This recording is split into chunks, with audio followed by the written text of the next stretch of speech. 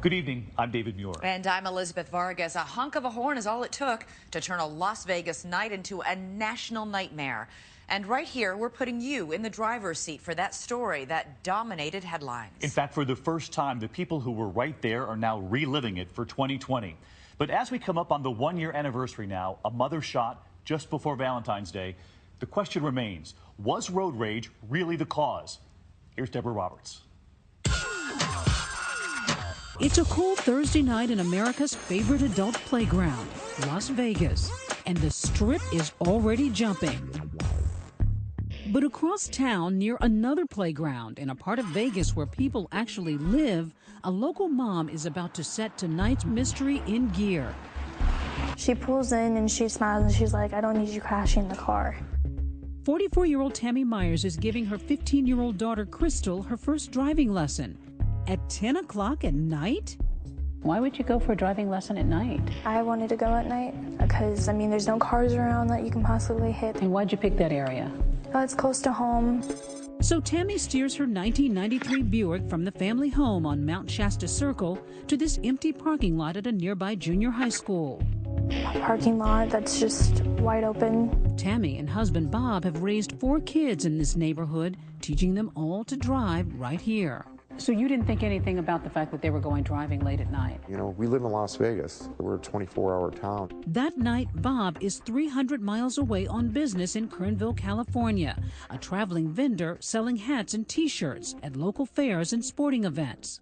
Son Robert Jr. is with him, the others back in Vegas, the eldest, Brandon, at home. And everything was good. Everybody was happy. Here's how Crystal says it all played out.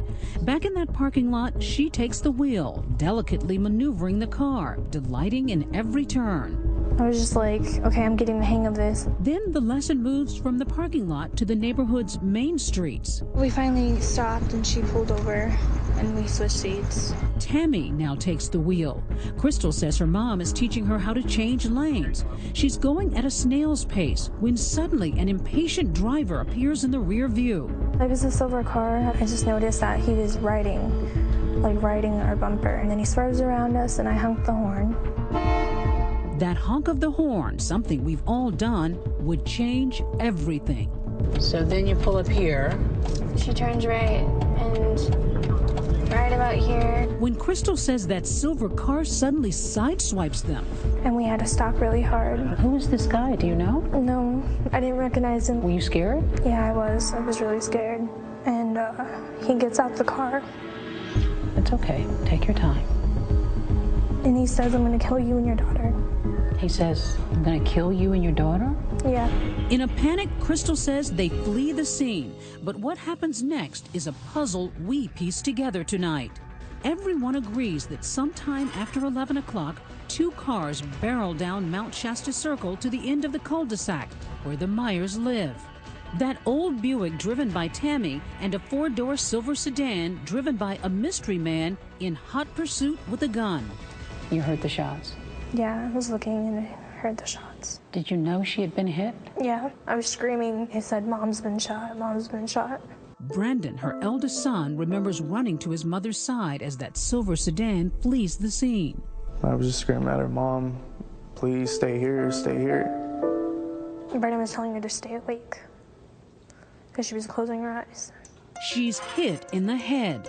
A frantic Brandon dials 911, and at 11:34, Tammy's rushed to a nearby hospital. At the scene of the shooting, leads and evidence are scarce. Did you have any idea who had shot your mom? No, I was completely in the blank. All I saw was the gunfire. Back in California, Bob Myers gets fragments of the story over the phone from a distraught Crystal. And she said, "Dad, I saw it. There was blood everywhere, all over Mom's head and face."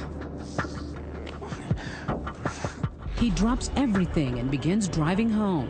And what's happening in your chest at this moment? I'm like, what's going on here? How fast are you driving? 100 miles an hour. Every thought saturated with concern for his wife of 25 years, the family matriarch who'd earned the name Mama Bear. Didn't have a mean bone in her body.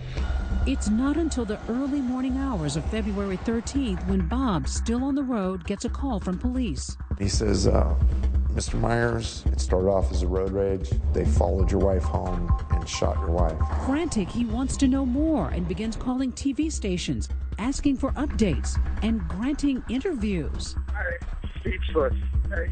I've been with this woman 25 years. He is now the vocal spokesperson for the Myers family. Local reporter Jackie Heinrich found it peculiar. He called our station when he was driving back from California and says, "Hey, I'm angry about this. How could someone do this?" I didn't want to freeze out the media, and here's why I didn't. You can't find killers without the media's help. By daybreak, Bob finally arrives at the hospital and sees his wife's lifeless body. I get to the room and I see my wife. In the sight. All right, I said, "I'm here, baby." And I said, "Oh, this is gonna be okay, you know." But his optimism is quickly dashed. The main doctor says, "Sir, I hate to be the one to give you this bad news, but your wife's not gonna make it." And I told my wife, "No matter what it takes, I'll find out who did this to you." Later that morning, "I'm right here. You know what you did last night. You come here." An angry Bob Myers stands before the cameras saying there were as many as 3 killers in that silver car. 3 guys wanted to plow into a mother of 4 and come back and shoot her, follow her home, and kill her. By the end of the day's news cycle, here's the official narrative. Police say 3 suspects in a small silver car nearly collided with her green Buick. As the Buick becomes a makeshift memorial, Tammy Myers appears to be yet another victim in an endless string of road rage incidents. Los Angeles, Tampa, Randleman, North Carolina. And most recently, this scene in Austin, Texas. 2 men in the middle of traffic going at it with a baseball bat and a wooden pole. But this one is unlike any other. A mom cut down in her own driveway. Road rage mystery in Las Vegas. The mother shot after teaching her daughter how to drive. But despite all the attention, no arrests. The next day, February 14th, a heartbreaking Valentine's Day. Vegas police released this security video of the silver sedan cruising the neighborhood around the time of the shooting, and with it, this composite sketch. Police say this is the face of one of the suspects. Police say it's Crystal's description of one of the strangers in the car that sideswiped her and her mom, threatening to kill them. He's a big guy, 6 feet tall, weighing about 180 pounds. As far as we can tell, there was no prior contact with these individuals. They are complete strangers. There's a manhunt for this unknown guy, instilling fear in everyone across the valley. Everyone's like, could this happen to me? Neighbors are too afraid to show their faces with that suspect still out there. That night, an agonizing moment for Bob Myers. At 7:05, he disconnects his beloved wife from an artificial respirator. I'll always have a wife. She'll never leave my heart. But she's gone. I didn't want my baby to suffer, but I didn't want her to go either.